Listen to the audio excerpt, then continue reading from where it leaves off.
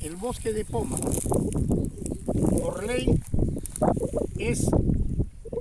santuario histórico del bosque de Pomac, uno de los 4 santuarios que hay en el país, Perú. Paralelamente a Machu Picchu, las pampas de Junín y Ayacucho, las pampas de la línea de Nazca y el bosque de Pomac en la región Lambayeque,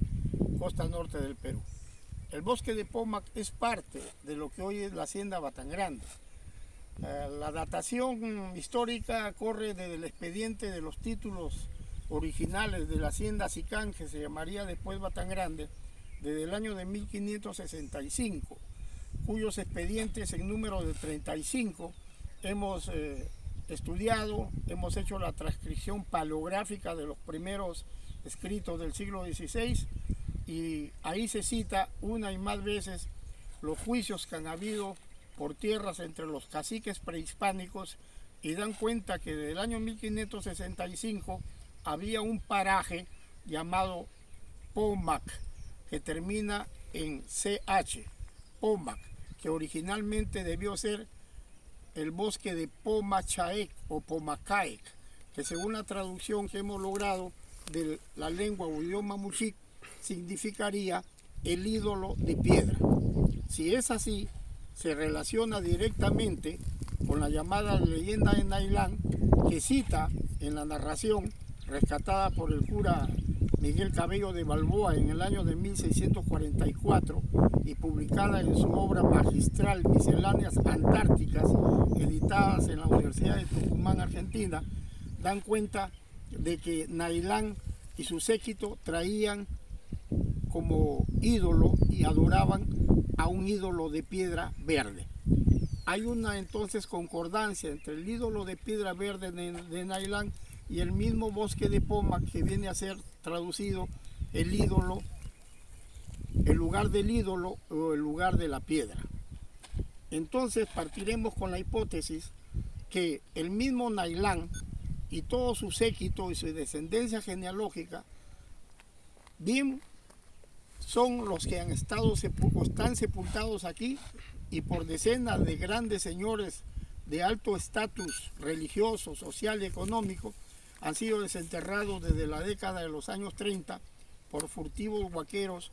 que venían principalmente de los pueblos de Illimo, y Pacora y Túcume. Aquí en Huaca Las Ventanas, cuyo cementerio está aquí en la parte sureste, al fondo está Huaca del Oro, y más allá la Rodillona. En esta parte los huaqueros hicieron en el año de 1936 tremendos forados en donde salen tumbas de élite, y se descubre por primera vez el famoso Tumi de Oro, o llamado también Tumi de Oro de Batangrande, que fue robado y destruido del Museo Nacional de Arqueología y Antropología de Pueblo Libre en Lima. Huaca Las Ventanas, Huaca del Oro, la Rodillona, la Huaca del Corte para acá, la Huaca Las Botijas por allá, y en el centro la Huaca Colorada, como la llaman los arqueólogos, y los pobladores le llaman Huaca el Moscón. En este documental queremos también rescatar los nombres originales de las principales pirámides. No sabemos a ciencia cierta a quién le corresponde cada nombre, pero en este documental lo damos a conocer.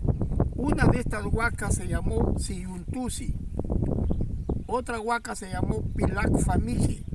la otra se llamó Chunchañamique y la otra se llamó Chucu o Chocotumi. Esos nombres sería propicio, en coordinación con los funcionarios y principalmente del Museo Único, el doctor Carlos Helera Arévalo, para ver si rebautizamos a las huacas con sus nombres originales en la lengua mochica. Pomac en realidad ha sido el epicentro y el origen de un estado, propongo yo, no de una cultura, sino de un estado organizado con un organigrama de poder y político y religioso piramidal. Aquí en el estado de Pomac surge entonces la llamada cultura o el estado Sicán en el horizonte medio, después del colapso de la unidad política mochica en su fase quinta, que como sabemos por los estudios del doctor Ken Day, terminó en Pampa Grande, en Huaca la Fortaleza o la Capilla, que fue un gran centro administrativo de la cultura mochica. Habida cuenta que en el año 565 ocurrió un gran meganiño que se da, según la edafología y los datos geológicos obtenidos por geólogos y arqueólogos, se dio en el año 565, trajo el colapso de la cultura mochica para dar paso a una nueva élite de poder a la que nosotros le denominamos cultura sicán, y que ya más o menos lo perfilaba como una diferenciación de estilo alfarero y metalúrgico el científico autodidacta hacendado don Rafael Arco Joyle, que por los años de 1940 y tantos empieza a denominarle la cultura lambayeque para diferenciarla de lo mochica y de lo que vendría después la cultura chimú. A esta fase cultural, en el largo traginaria evolución del pueblo muchic, que data desde hace 5.000 años, han ido tomando diferentes denominaciones, desde Ventarrón con 5.000 años de antigüedad, el templo de los adobes cilíndricos de Coyut, que tuve la suerte de dar a conocer al mundo y a la arqueología andina, y lo bauticé como el complejo Coyut Zarpán, y así se respeta.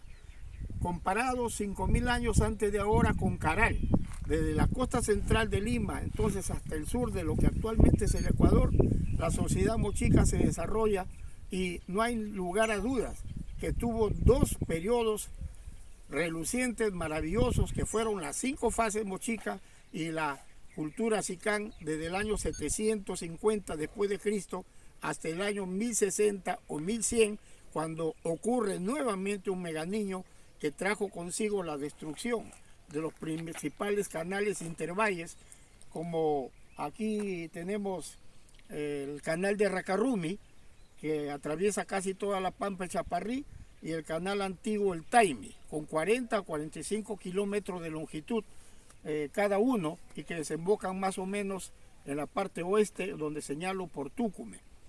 Se viene abajo la cultura sicán más o menos a fines del Horizonte Medio, y es aquí donde estamos, en el centro de poder. Algo más. Yo estoy siguiendo el estudio, la lectura de las culturas olmeca, maya y azteca. Recientemente los arqueólogos mexicanos han descubierto túneles que comunican subterráneamente una construcción monumental con otra, y se infiere de que al final de cada tumi puedan dar con la cámara central del principal señor. Y como yo estoy casi convencido de que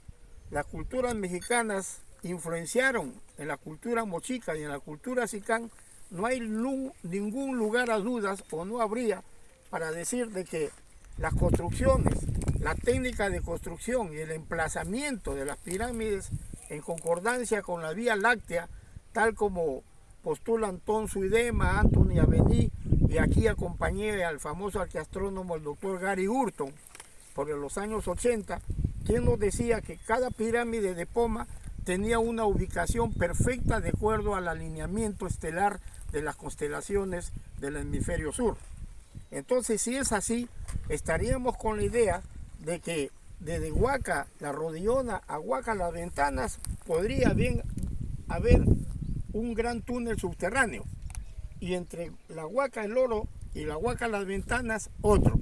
Y en efecto, no es imaginación. Mi padre, que fue un estudioso y el administrador por más de 40 años del bosque de Poma, me decía que en cierta parte de la Huaca la Rodillona, cuando saltaba la gente, los rodeadores que lo acompañaban, sonaba abajo, me decía mi padre, como un checo, o sea, un vacío. Es muy posible que exista alguna construcción subterránea que une pirámide con pirámide. Entonces estaríamos ante, si nosotros nos fijamos en la Huaca del Oro, que es la más alta después de la Rodillona, los dos señores de Sicán que ya hemos indicado serían señores secundarios. El señor principal estaría debajo, en el centro de la pirámide. Pues la lógica indica que cada huaca, cada templo era realmente un mausoleo, construido como en Egipto, en las culturas antiguas del mundo, construido profesamente para un gran señor. ¿Quién sabe si debajo de la gran pirámide, la Rodiona, que es la más alta, creo que no sería anticientífico hipotetizar de que ahí estaría sepultado el mismo Nailán o uno de sus descendientes directos. Pero lo que sí es un hecho, y a mí no me cabe ninguna duda, es que hay una relación directa entre la leyenda, que ya no sería leyenda sino historia, con la misma nomenclatura, la toponimia de Pomac como el lugar del ídolo de piedra.